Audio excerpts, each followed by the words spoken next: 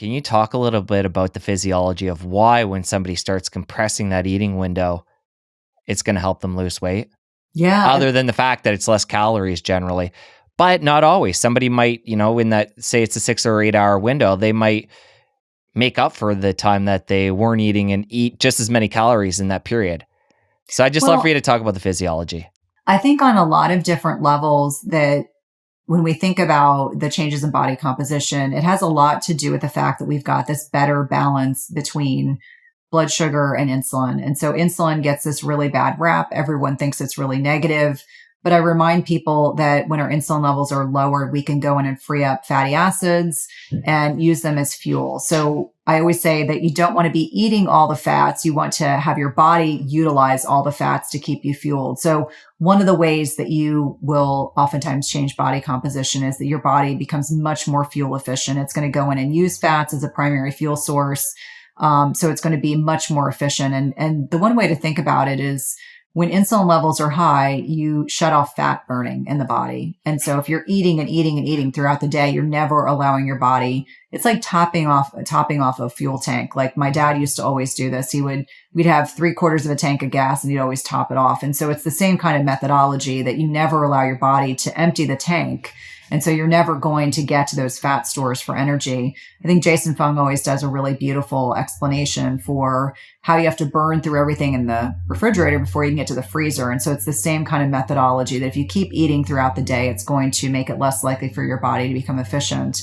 The other thing is all these counter-regulatory mechanisms. So a lot of people say, oh, it's just about the calories. No, it's not. It's actually that there's this neurohormonal beautiful symphony of neurotransmitters and hormones that go on behind the scenes when you're not eating that allow you to upregulate fatty acid oxidation, that allow your body to actually become much more fuel efficient, if you will. The other thing is I'm encouraging women to be strength training throughout their, whether they're training fasted or unfasted is not the concern. But as we build and maintain more muscle mass, we are going to have bigger glucose reservoirs. We're going to be able to be more insulin sensitive. And so if you take intermittent fasting and combine that with weight training, it can be profoundly impactful. Sorry, it's the dogs distracting me.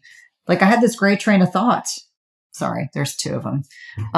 It's like children, I'm like, they bark at the UPS guy every day. But I think it's important for women to understand, men as well, that if you are intermittent fasting, you're secreting more growth hormone, especially at night. That's why the sleep piece is so critically important. But you can build and maintain more muscle mass. More muscle mass you have, the more insulin sensitive you will become. More insulin sensitive, you'll become. More metabolically flexible you will become. And so it's a twofold issue when it comes to fasting and being able to change body composition. It's, that better hormonal regulation and signaling, being more insulin sensitive is going to allow you to maintain and build more muscle. Sorry. I'm excited to introduce you to Organifi Red Juice. This caffeine-free drink will give you an energy boost. It contains powerful adaptogens made with real berries, and it's sweetened with monk fruit. Click the link in the description to save 20%. And now back to the show. For somebody who does get that eating window down to say 6 or 8 hours, they, break their fast at noon, maybe have their dinner at 6 or 8 p.m. If they're not snacking in between, are they getting into fat burning mode, or is it just during the overnight fast? I think about the overnight fast in particular. I mean, I think the greatest concern when someone has a compressed, like a 6 or a 4 hour eating window is, are they getting enough macros in? And some people can. They can get 2 very large boluses of food with plenty of protein. Always the concern is, are they getting enough food in? Because I do see, not just in women, but also in men, sometimes as they whittle that amount of time in which they eat, if they keep doing OMAD as 1 meal a day, there's no way someone's getting in 100 grams of protein in 1 meal. Maybe a man is, but women would really struggle. So I think from my perspective, it's all the benefits that go on when we're in an unfed state that are going to really upregulate those processes. But obviously, if you have 3 to 4 hours between a meal, you're allowing your blood sugar to improve. You become more insulin sensitive in between meals, but it's really the time that you're in an unfed state that you're getting the most benefits. So snacking isn't ideal, but if we are in our eating window and say somebody gets into a position where they are hungry, they're going to break the fast. Well, not a fast. I guess it becomes a fast again, a shorter fast in between meals. What I'm getting at is snacking. Are there better snacks than others if somebody has to eat in between meals?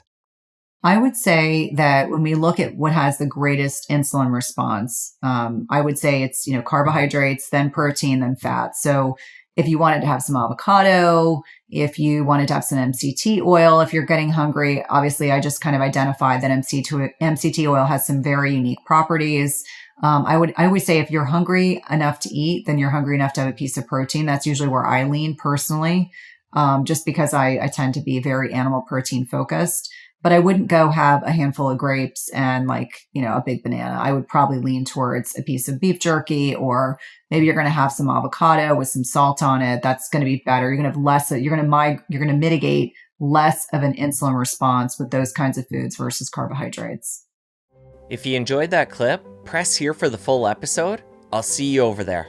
On a lot of levels, I'm truly grateful because intermittent fasting gave me back my life. Like I say all the time, I feel more energetic than I did 15 years ago.